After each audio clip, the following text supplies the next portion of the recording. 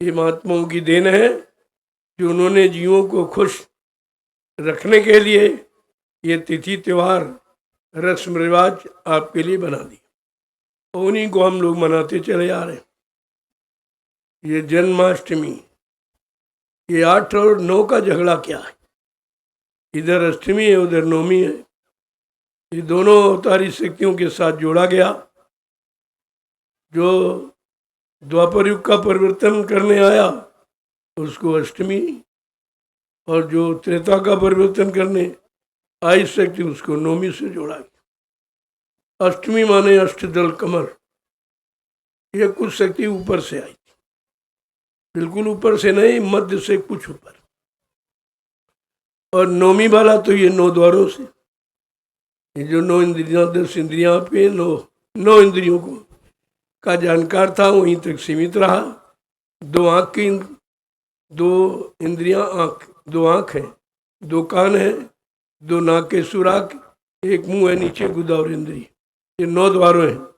बस यहीं तक जो सीमित रहा हो उसको नवमी कहते। 9 में वो 9 के बाहर जा ही नहीं पाया। इसीलिए लिखा है उनके बारे में, बहुतक विपदा राम ने भोगी जब तक चढ़े न तृप्ति पार। राम ने बड़ा दुख तकलीफ 14 वर्ष जंगलों में उठाया, और जब तक वो तकनी यानी 10वें में नहीं पहुंचे, 9 तक सीमित रहे तो बेचारे परेशान ही रहे। जब 10वें में पहुंचे तब जो शक्ति उनको मिली जिसके द्वारा रावण जैसे बलवान का वध कर पाए थे, ऐसे नहीं कर पाए वो भी। बात को समझिए आप। ये इसीलिए त्योहार बनाए गए कि आप 9 द्वारों से हटकर 10वें द्वार की तरफ चलो। जब वहाँ पहुँचोगे तुम्हारे अंदर जो रावण बैठा है, काम क्रोध लोभ मोह अहंकार, तुम उस पर विजय प्राप्त करो। बात ये है, इशारा उसका ये है। और चैत में रामनवमी, चैत माने चेतना, चेतो जागो, होश में आओ और 9 के बाहर चलो।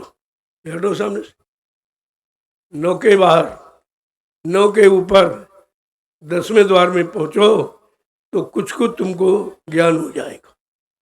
अपनी जीवात्मा के बारे में कुछ न कुछ समझ आप में पैदा हो जाएगी। इसलिए इन तिथियों का विशेष महत्व आंतरिक है, अंतर्मुखी है, अष्टमी का और नवमी का। लेकिन एक कभी किसी ने आज तक आपको बताया नहीं, क्योंकि उनको खुद ही नहीं मालूम बेचारों। वो तो खाना पीना सोना इसी को त्योहार मानते। ये भोजन तो शरीर का, जड़ का है। और जीवात्मा चेतन, चेतन का भोजन क्या है? जीवात्मा का भोजन ये रोटी दाल सब्जी दूध घी मलाई नहीं है। शब्द आहारी सूरत, शब्द का आहार करने वाली जीवात्मा। जब शब्द बार की गुरु जो होवे तो झट देवे भेद रखा है। अब शब्द की पारी करने वाला अगर सदगुरु मिल जाए तो आत्मा की खुराक पूरी कर देगा। तब इसको बलवती बना करके घर पहुंचा देगा। ऐसे नहीं जा सकती। इन तिथियों का विशेष महत्व है, लेकिन महत्व किसी ने आपको बताया नहीं आज तक। पहली बार आप सुन रहे होंगे, किसी ने नहीं बताया, कोई जानकारी इसके बारे में नहीं दी।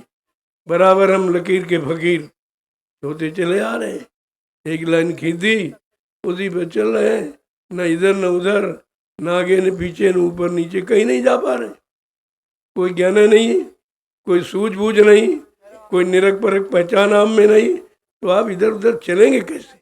और जब तक ये रास्ता काल का नहीं छोड़ेंगे तो दयाल के रास्ते पर चलकर दयाल देश आप जीवात्मा को कभी नहीं पहुंचा सकते। यही आपको करना है। आज ये पर्व विशेष जानकारी का है। कृष्ण जन्माष्टमी। कृष्ण कष्ट का हनन करने वाला।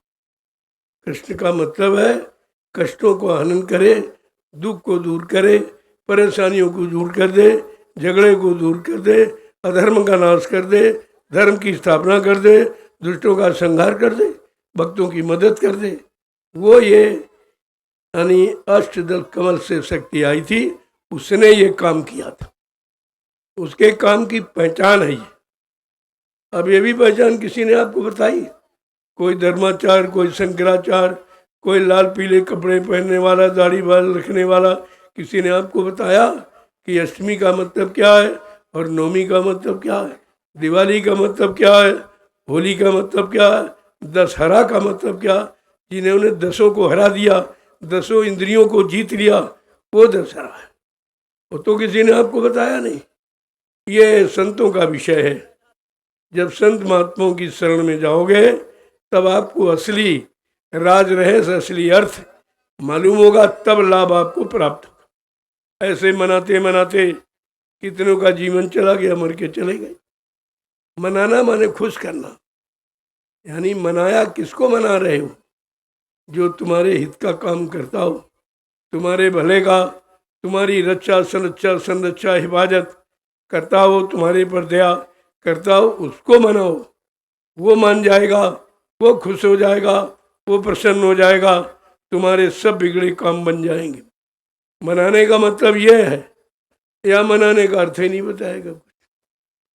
कल होली मनाते हैं, दशहरा मनाते हैं, दिवाली मनाते हैं, मनाते मनाते कितने का जीवन चला गया और कितने चले जाएंगे। ये तो लाखों वर्षों से ये हो रहा, लेकिन किसी ने मना नहीं पाया, खुश नहीं कर पाया कि बार बार आपको आना न पड़े, जन्म मरण से छुटकारा मिल जाए, 4 खान 84 लाख नरकों की योनियों से आपको फुर्सत मिल जाए। तो आपने तो किसी को मनाया नहीं, बनाए माने खुश किया। अगर मना लेते, खुश कर लेते तो एक काम आपका हो जाता। और वो खुश किससे होते हैं? कहते गुरु नहीं भूखा तेरे धन का, उन पर धन है नाम रतन का, गुरु तेरा उपकार करा में भूखे प्यासी को दे। वो तुम्हारा रुपया पैसा धन दौलत सोना चांदी लेने नहीं आया है, ये उनकी खुश करने का सामान नहीं है। कहा कि प्रेम से प्रकट होए मैं जाना। अगर तुम्हारे पास सच्चा विशुद्ध इंद्रियजित प्रेम है तो वो आप खुश कर सकते हो। कहा प्रेम से तुम्हें जहाँ चाहो वहाँ बुला लो, लेकिन रुपए पैसे धन दौलत सामान से मैं मानने वाला नहीं।